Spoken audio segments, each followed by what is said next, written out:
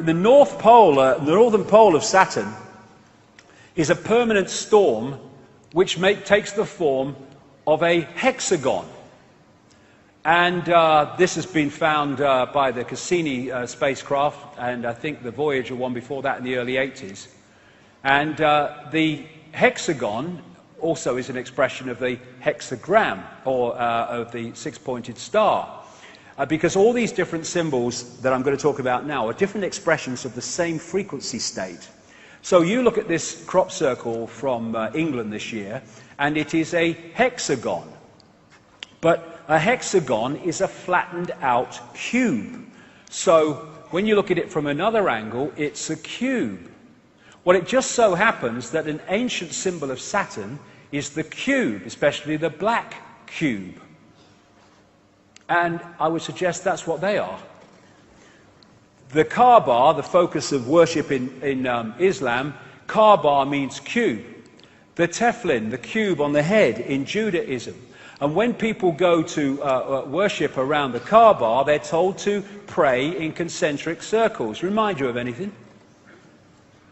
And they're told to walk around it, and their energy can be trawled. And if you focus on something that represents Saturn, Saturn is where the energy goes. In Judaism, they have Solomon's temple. Every syllable of Solomon means the sun. And the Holy of Holies in the so-called Solomon's temple was supposed to be a cube. They talk in Revelation about the New Jerusalem in cube terms. There's these massive cubes that they use. This is outside the one of the banks near Wall Street, near where the protests are. And you see these black cubes and cubes like used by Apple and stuff. Saturn symbolism. In Doctor Who, they had this recent one where the Earth was invaded by black cubes. Star Trek, you had the Borg, who were these cyborg-like, exactly as the are described by the Gnostics of the Archons, and they used to move around in these cubes. If you geometrically represent the cross, then it is a flattened-out cube. When you look at the depictions of these people, not Lady Gaga, but others, these religious leaders with the halo, well, that comes from Saturn as well, that halo when that luminous crescent was in that position. Astrologically, that's the symbol of Saturn. And what they symbolized this as was the sickle and the hammer. And when the Rothschilds created the Soviet Union, provable fact if you look at the evidence, they used the symbol of Saturn as the symbol of the Soviet Union. There's that symbol on this guy from the Brotherhood of Saturn. The Jesuits are a major secret society in this global network, and there's the symbol of Saturn in their symbolism very bloody clearly. The snake on the cross also relates to this in some ways. Now this is going to take us forward here, because the god of Saturn of the Greeks was called Kronos. And Kronos was, because he was the god Saturn, the sickle, the scythe, was represented as holding the scythe, and also he was depicted as the god of time. And he had the beard, the white beard. And he became Old Father Time. That's Kronos, that's the god of Saturn. He also became the Grim Reaper, because Saturn is the planet, I say, son of death. And Kronos became Crown, a symbol of the bloodlines. Kali, a goddess related to Saturn, it was called the Black One, and the goddess of time, depicted with a protruding tongue. There's Madonna again. I mean, she must have the bloody book she works through, this one. The god El, the Hebrew god El, was their god of Saturn. So El and Elohim are demiurge and archons, I would suggest. So we have archangels, Michael, Gabriel, Uriel, Raphael, another name for Jesus, Emmanuel. We have the Gospels, Chapel, elders, elevated to the priesthood, elections where pawns are elected to serve the elite. We have Isis, Ra, El, all names relating to Saturn.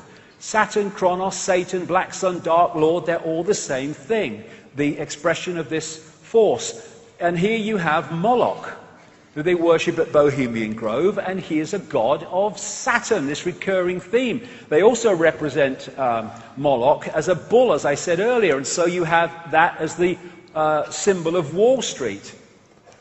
And the golden calf in the Bible is Moloch, Saturn.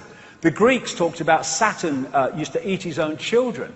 And here's the colours of Satanism and the colours of Saturn, black and red, same as the royal protocol. The robes of the judge, the robes of the clergy, the square hats of the universities, the hammer that the judge uses, it's all Saturn symbolism. You see Saturn profusely used in symbolism of the corporate world. And this, this earth, wind and fire, they got the bloody set. There's the eye, there's the six-pointed star, there's the step pyramid, there's the winged disc, and there's bloody Saturn. And then, therefore, you look at religions and secret societies and Satanism, they're worshipping Saturn. Then you look astrologically, in other words, energetically. Banking is astrologically ruled by Saturn. Politics and institutions of state at all levels, astrologically ruled by Saturn. Corporations, astrologically ruled by Saturn.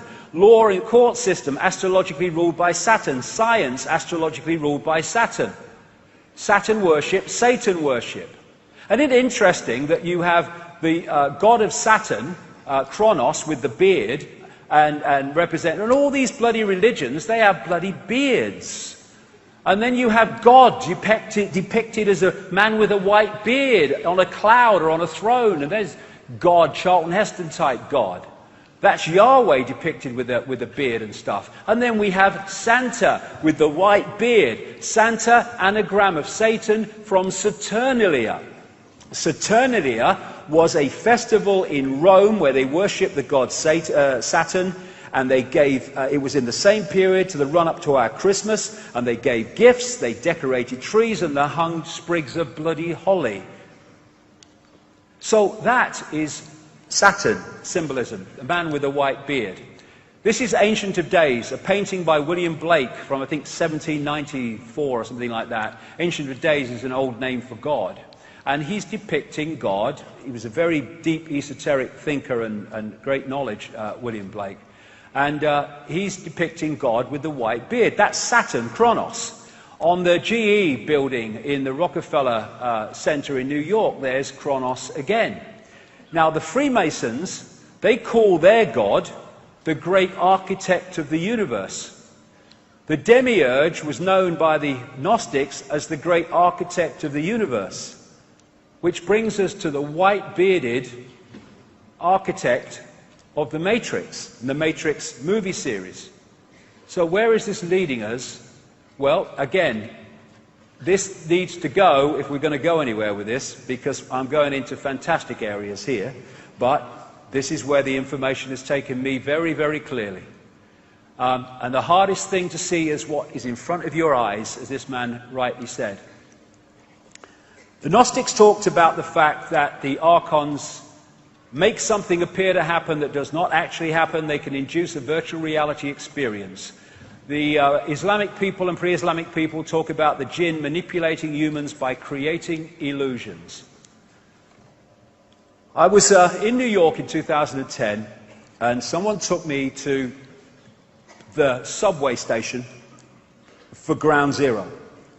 And when I saw it, it was like, whoa, it hit me big time. There was, first of all, this eyes all along the platforms, but there is this massive depiction of the world on the floor, and then there's an eye, and going out from this eye are these broadcast transmissions. And that hit me so powerfully. And Neil Haig was with me, and we kind of looked at each other and said, that's Saturn, isn't it? And remember, physicists have said only this last few days, they may have evidence the universe is a computer simulation. Well, I say that it's a virtual reality, which has been hacked into, and that hack is the reality that we're experiencing, the fake reality. And that hack, I say, comes from Saturn. Because I'm saying that these rings are actually a massive broadcast transmission system